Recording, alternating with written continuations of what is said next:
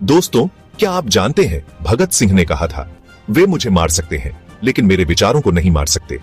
आज हम बात करेंगे ऐसे ही महानायक शहीद भगत सिंह की, जिनके नाम से ही देशभक्ति की भावना उमड़ आती है। इस वीडियो में हम भगत सिंह जी के जीवन से जुड़े 10 ऐसे रोचक तथ्य जानेंगे जो शायद आपने पहले कभी नहीं सुने होंगे। तो चलिए शुरू करते हैं इस अनूठी यात्रा को।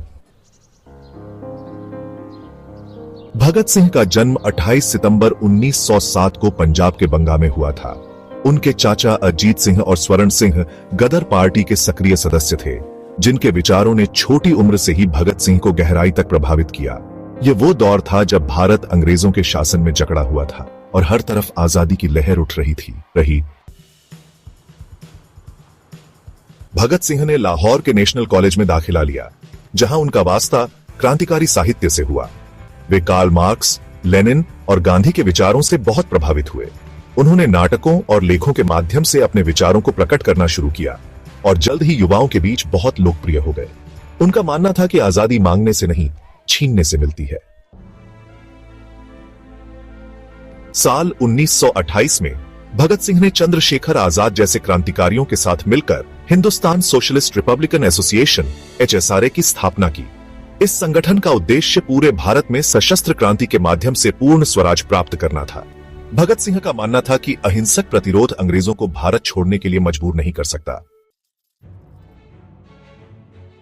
दिसंबर 1928 में भगत सिंह और उनके साथियों ने लाहौर में ब्रिटिश पुलिस अधिकारी जॉन सैंडर्स की हत्या कर दी।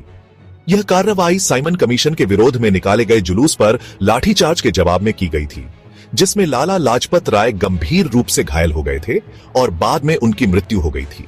सैंडर्स की हत्या ने पूरे देश को हिला दिया और भगत सिंह रातों रात देश के हीरो बन गए। जेल में बंद भारतीय कैदियों के साथ हो रहे दुर्व्यवहार के खिलाफ भगत सिंह ने अपने साथियों के साथ एक 116 दिन की भूख हड़ताल की। यह हड़ताल इतनी प्रभावशाली थी कि इसने पूरी दुनिया का ध्यान अपनी ओर खींचा और अंग्रेजी सरकार पर दबाव बनाया। हालांकि भूख हड़ताल ने भगत सिंह के स्वास्थ्य को बहुत नुकसान पहुंचाया, लेकिन उन्होंने अपनी मांगों से पीछे हटने से इनकार कर दिया। भगत सिंह सिर्फ एक क्रांतिकारी नहीं, बल्कि एक लेखक, एक विचारक और एक दूरदर्शी भी थे। उन्होंने why I am an atheist, jail notebook जैसे कई लेख और पत्र लिखे जो आज भी युवाओं को प्रेरित करते हैं। उनके लेख उनके क्रांतिकारी विचारों, समाजवाद के प्रति उनके झुकाव और एक आजाद और न्यायपूर्ण समाज के लिए उनके सपनों को दर्शाते हैं। 23 मार्च 1931 को लाहौर षड्यंत्र मामले में भगत सिंह, राजगुरु और सुखदेव को फांसी दे दी गई। उनकी शहादत ने पूरे देश को झकझोर कर रख दिया और आजादी के आंदोलन को एक नई दिशा दी। भगत सिंह सिर्फ 23 साल के थे जब वे हंसते हंसते फांसी के फंदे पर झूल गए। भगत सिंह आज भी भारत के सबसे प्रिय और सम्मानित स्वतंत्रता सेनानियों में से एक हैं। उनकी तस्वीरें हर सरकारी दफ्तर में लगी हैं। उनके नाम पर स्कूल, कॉलेज और अस्पताल हैं।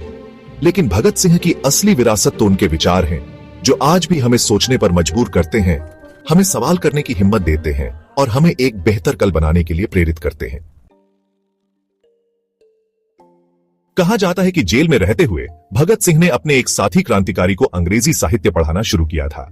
वे मानते थे कि दुश्मन को हराने के लिए उसकी भाषा समझना भी जरूरी है। यह छोटी सी घटना भगत सिंह के व्यक्तित्व को दर्शाती है।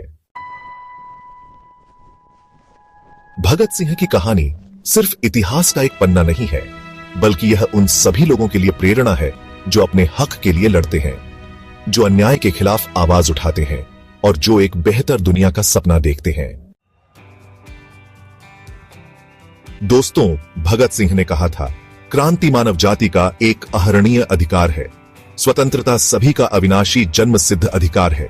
आज हमें भगत सिंह, राजगुरु और सुखदेव जैसे वीर शहीदों को याद करते हुए उनके सपनों का भारत बनाने का प्रण लेना चाहिए। अगर आपको यह वीडियो पसंद आया हो तो इसे लाइक और शेयर जरूर करें। ऐसे ही प्रेरणादायक वीडियो देखने के लिए हमारे चैनल को सब्सक्राइब करना ना भूलें।